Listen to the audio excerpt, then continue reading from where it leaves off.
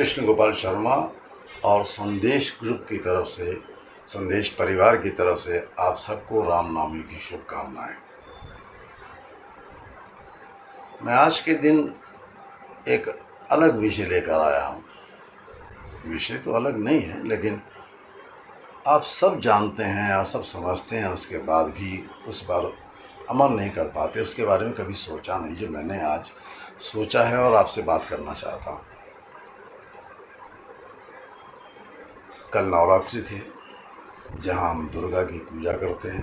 जब हम दुर्गा की पूजा करते हैं, दुर्गा को हम काली के रूप में भी मानते हैं, माँ के रूप में भी मानते हैं। दुर्गा के वैसे तो कई रूप हैं, लेकिन ये दो रूप हम अच्छी तरह से जानते हैं। दुर्गा ने काली का रूप धारण किया था जब देवताओं पर अत्याचार हो रहे थे, राक्षसी प्रवृत्ति के लोग उन पर अत्याचार कर रहे थे, उनका वध कर रहे थे, उनको हर तरह से सताने की कोशिश कर रहे थे, उनके अधिकार छीन रहे थे, सब कुछ हो रहा था। तब देवताओं ने मिलकर आवाहन किया था शक्ति का, और आज मैं भी आवाहन कर रहा हूँ कि शक्ति अगर आज चाहे, हाँ साहब, शक्ति चाहे तो पूरी दुनिया को बदल सकती है। मैं सिर्फ हिंदुस्तान राष्ट्र की बात नहीं कर रहा हूँ, पूरी दुनिया की बात कर रहा हूँ। अगर सब स्त्रियाँ मिलकर, सब स्त्रियाँ की एक सोच हो जाए कि हमें इस दुनिया को नीचे जाने से, पतन की ओर से बचाना है, उत्थान की ओर ले जाना है, इस सृष्टि की नई रचना करनी है, तो वो कुछ भी कर सकती है।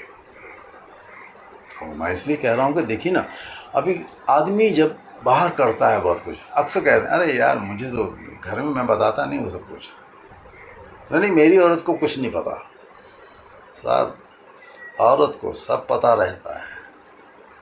और चाहे आपकी पत्नी के रूप में हो, माँ के रूप में हो, बेटी के रूप में हो, बहन के रूप में हो, वो सब जानती है बाहर क्या क्या तिकड़मबाजी कर रहे हो भैया, वो सब जानती है।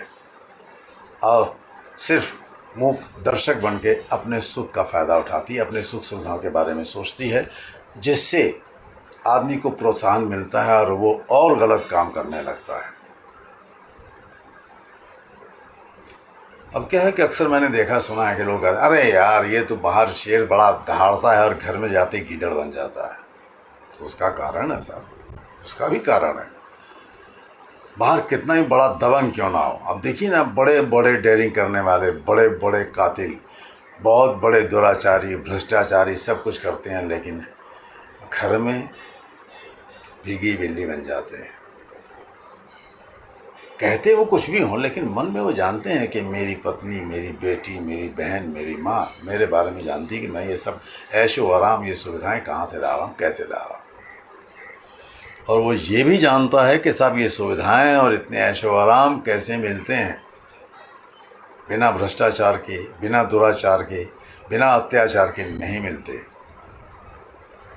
और जो शांत स्वभाव हैं, जिनको ये सब नहीं चाहिए, तो वो ये सब करते भी नहीं। उनके घर में एक बड़ी संतुष्टि सी रहती है, आत्मसंतोष रहता है, घर परिवार भी बड़ा सुखी रहता है। लेकिन ऐसे में, ऐसे माहौल के जो, जिस घर में ऐसा पैसा आता है, ऐसी सुविधाएं होती हैं, सब होता है, वहाँ की स्त्री आपको दिखती तो बहुत सुखी, बहुत खुश दिखती है, लेकिन वो होती नहीं साहब। मन में कहीं ना कहीं उसे होता है कि मेरा जो भी घर में पति कर रहा है, मेरा बाप, मेरा भाई या मेरा बेटा, वो गलत कर रहा है।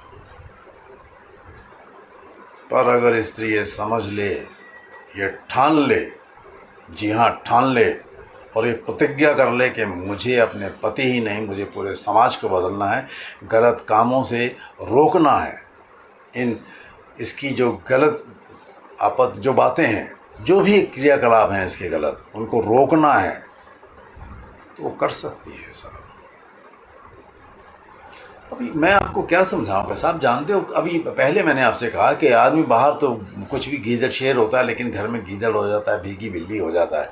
क्यों हो जाता है? कहीं ना कहीं वो स्त्रियों से थोड़ा डरता है, संकोच करता है, उससे दबता है। कानून ने तो बहुत अधिकार दे दिए स्त्री को, लेकिन कानून से बड़ा अधिकार तो ईश्वर ने दिया है। और वो जो अधिकार है, वो जो ताकत दी है, जो शक्ति रूप हमारे सामने है, हमारी माँ के रूप में, बेबी के रूप में, बेटी के रूप में, बहन के रूप में, वो आपके साथ कुछ भी बदलाव कर सकती है आपके लिए। तो मैं सोचता हूँ क्यों ना स्त्रियों में परिवर्तन लाया जाए।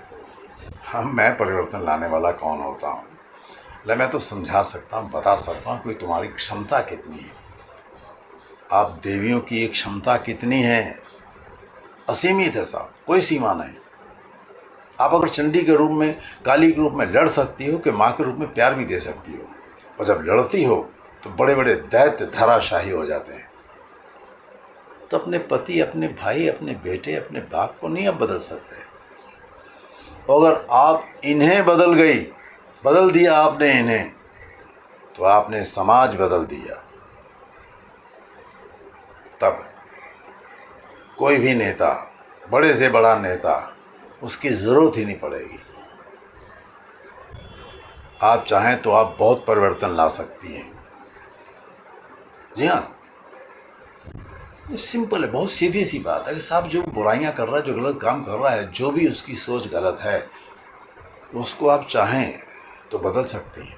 आप मूक दर्शक बन के रहती हैं तो प्रोत्साहन मिलता है उसको, और आपकी जितनी ज़रूरतें हैं उनसे ज़्यादा जब आप डिमांड करेंगी तो वो डेफिनेट है, आदमी है, उसकी तो सोच यही है कि मैं कितना से ज़्यादा कमाऊँ, अपने बच्चों को सुखी रखूँ, अपनी पत्नी को सुखी रखूँ, खुश रखूँ।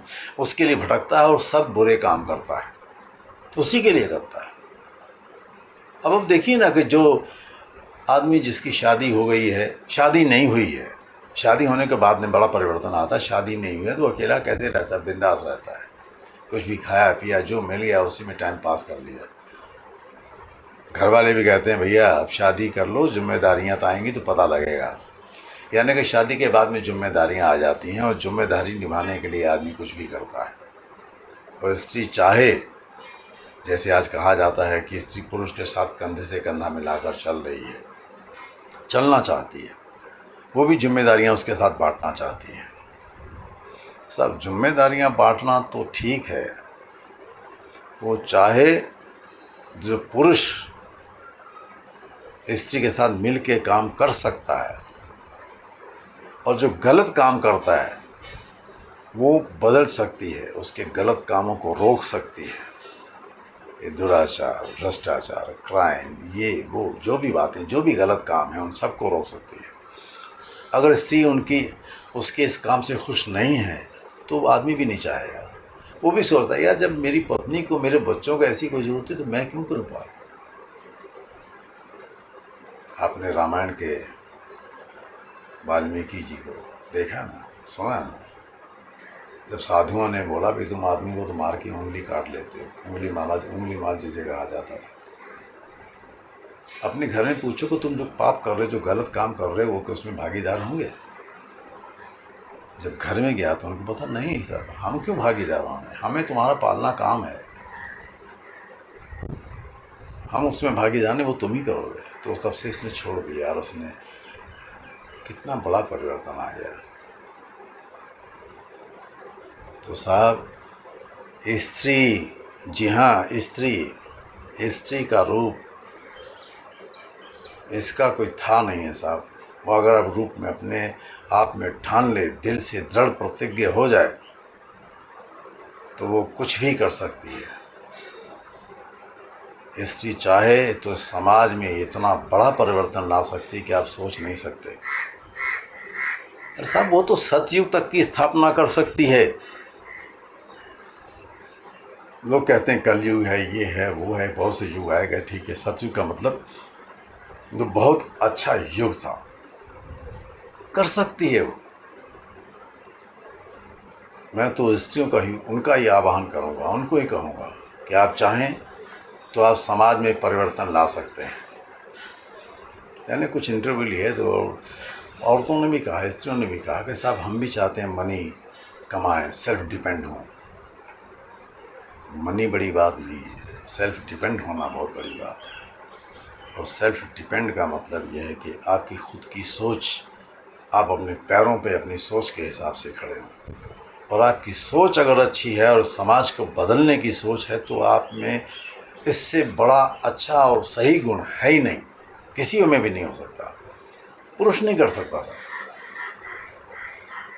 माँ पार्वती ने शिव जी को प्रेरणा दी थी, तभी तो शिव जी आज पूरे समाज में, पूरे ब्रह्मांड में, पूरे हिंदुस्तान में जो आध्यात्मिक विचारधारा के लोग हैं उनकी आराधना की जाती है। शिव जी ने कई रचनाएं की हैं, बहुत कुछ दिया उन्होंने हमें।